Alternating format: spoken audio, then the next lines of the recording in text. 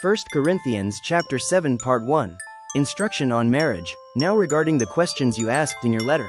Yes, it is good to abstain from sexual relations. But because there is so much sexual immorality, each man should have his own wife, and each woman should have her own husband. The husband should fulfill his wife's sexual needs, and the wife should fulfill her husband's needs. The wife gives authority over her body to her husband, and the husband gives authority over his body to his wife. Do not deprive each other of sexual relations, unless you both agree to refrain from sexual intimacy for a limited time so you can give yourselves more completely to prayer.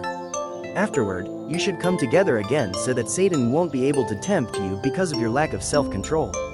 I say this as a concession, not as a command, but I wish everyone were single, just as I am. Yet each person has a special gift from God, of one kind or another. So I say to those who aren't married and to widows, it's better to stay unmarried, just as I am. But if they can't control themselves, they should go ahead and marry. It's better to marry than to burn with lust.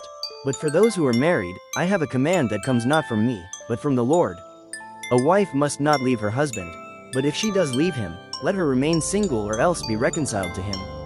And the husband must not leave his wife. Now, I will speak to the rest of you, though I do not have a direct command from the Lord. If a fellow believer has a wife who is not a believer and she is willing to continue living with him, he must not leave her. And if a believing woman has a husband who is not a believer and he is willing to continue living with her, she must not leave him. For the believing wife brings holiness to her marriage, and the believing husband brings holiness to his marriage. Otherwise, your children would not be holy, but now they are holy. But if the husband or wife who isn't a believer insists on leaving, let them go. In such cases the believing husband or wife is no longer bound to the other, for God has called you to live in peace. Don't you wives realize that your husbands might be saved because of you?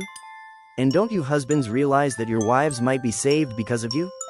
Each of you should continue to live in whatever situation the Lord has placed you, and remain as you were when God first called you. This is my rule for all the churches. For instance, a man who was circumcised before he became a believer should not try to reverse it. And the man who was uncircumcised when he became a believer should not be circumcised now. For it makes no difference whether or not a man has been circumcised. The important thing is to keep God's commandments. Yes, each of you should remain as you were when God called you. Are you a slave? Don't let that worry you, but if you get a chance to be free, take it. And remember, if you were a slave when the Lord called you, you are now free in the Lord. And if you were free when the Lord called you, you are now a slave of Christ. God paid a high price for you, so don't be enslaved by the world.